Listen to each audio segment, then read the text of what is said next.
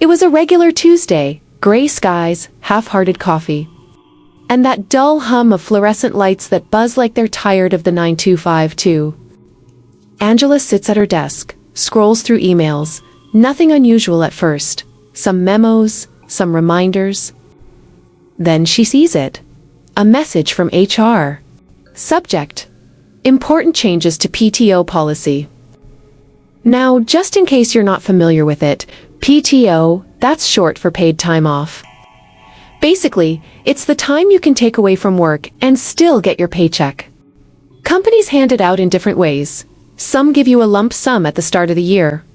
Others make you earn it a few hours at a time, with each paycheck.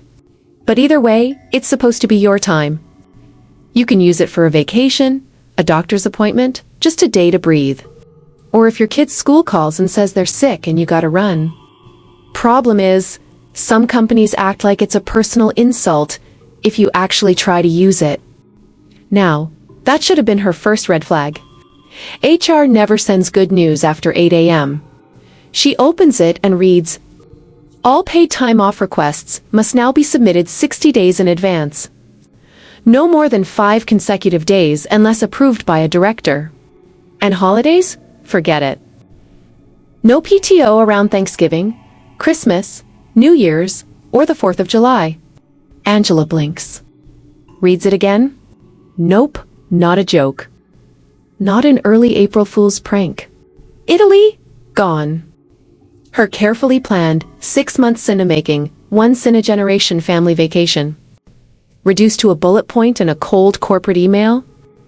She practically stumbles to Jason's cubicle, like someone had told her the stock market collapsed. Jason, who's already halfway through a protein shake and pretending to work while checking fantasy football. "You see this HR email?" she asks, eyes wide. He doesn't even look surprised. Just sighs. Yup. Kendra in marketing had her Disney trip canceled this morning. She's about to go feral. Angela groans. "My parents' 40th anniversary. This was supposed to be big. I already paid for the villa." Jason leans in, all low voice and side-eye. "They're cutting costs. Lost some contracts.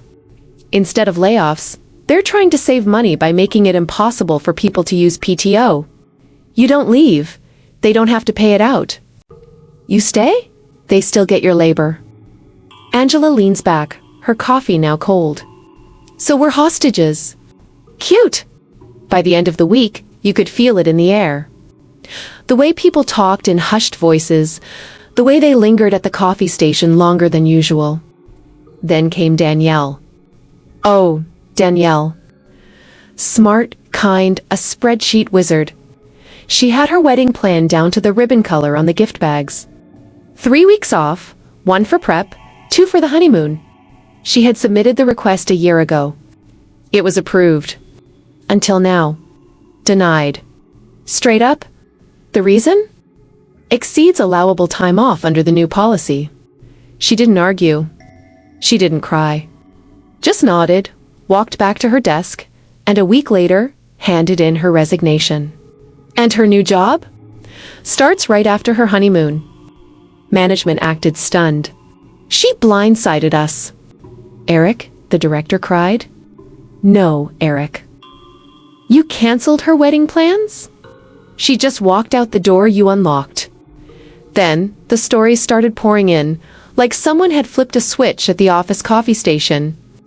One moment it was small talk and creamer choices. The next it was tales whispered between sips. Passed from colleague to colleague. "You won't believe what happened to my friend at her last job." Or "This reminds me of the time my old coworker tried to take time off for her wedding." It was like everyone had a story, and suddenly, no one wanted to stay quiet anymore. Kelsey, one of the nurses in labor and delivery, comes back after battling breast cancer. Strong as hell. And you know what she's told? No PTO left. Can't take a vacation?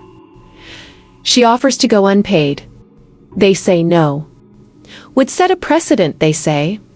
So Kelsey retires. Not with a party. Just walks away. Her planned vacation becomes her farewell tour. Alicia, Another nurse, her baby is stillborn. 4 weeks later, HR calls her. So, when will you be returning to work? She's stunned. I get 12 weeks under FMLA. Their answer? Only if the baby comes home. Otherwise, it doesn't apply. Yeah, let that sink in. Angela hears this, and her jaw drops. You told a grieving mother that she doesn't qualify because her baby died. Policy is policy, they say. Then there's Tom. High school teacher, Catholic school. His wife also has a stillbirth. No bereavement leave because, as the HR email said, the child was never legally born. The same school that teaches life begins at conception. Make it make sense. But the one that broke the dam? David. Tech support guy? Quiet, loyal, always fixed your printer jam without complaint.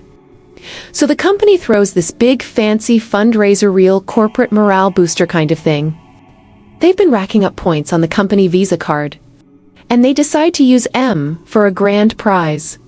A fully paid 10-day trip across Europe. We're talking about flights, hotels, and works. And guess who ends up winning that golden ticket? Yep, one of us. David. He cheers. We cheer. Management claps. HR smiles for the photo. Then David submits his PTO request. Denied. Company policy limits time off to 5 days unless a director approves. You should have read the fine print. There was no fine print. So David doesn't take the trip. But he does take a recruiter's call. A month later, he's gone. No farewell lunch. Just an empty cubicle and a bitter aftertaste. Angela's had enough. Starts a group chat. Names it PTO Wars. At first, it's just a few coworkers. Venting. Sharing. Laughing through the rage. Then it spreads. Someone adds their friend at another branch. Then someone's cousin at a hospital. Then, a teacher from the Midwest. Suddenly, the chat has dozens, hundreds of stories. Walmart employees deny time off for Christmas with their kids. Managers forcing staff to cover extra shifts during mandatory PTO blackout periods. One woman wasn't allowed to go to her own daughter's college graduation. You know what really sticks with me? It's what happened to John. He was just a quiet, dependable guy, always early, never complained, even when the workload doubled. Then tragedy struck. His wife passed away suddenly. The whole office was shaken. John took time off, of course used every hour of PTO and sick leave he had just to stay afloat. But here's the part that gets under your skin. The company had already planned layoffs. John was on the list. A decent company might have let him go right then, so he could collect severance. Keep his benefits a little longer, maybe have some cushion while he grieved. But not this place. They waited. Kept him technically employed until his paid time ran out, then let him go just days after the severance cutoff. No severance. No benefits. No chance. Just grief. And a final paycheck with $0. Angela realizes something. They're not just enforcing policies. They're weaponizing them. But here's the twist. People fight back. Quietly, cleverly. One guy fakes food poisoning and burns a sick day just to go fishing with his dying dad. A woman lies about jury duty to spend time with her autistic son during his therapy milestones. A whole team at a retail store coordinates their resignations, so the store is left with no trained staff 2 weeks before Black Friday. Angela. She waits. Plans, documents, everything. Every denied request. Every cruel policy. Builds a case. Then she books her Italy trip anyway. Emails HR. As this was previously approved under old policy and not grandfathered in, I consider this denial retaliatory. Silence. Then panic. Then a meeting. She walks in calm, collected. And she doesn't just have her own story, she has dozens. She drops the binder on the table like a gavel. I'm not here to beg, she says. I'm here to let you know that if you don't fix this, this entire building's going to be empty by next year. HR blinks. Is that a threat?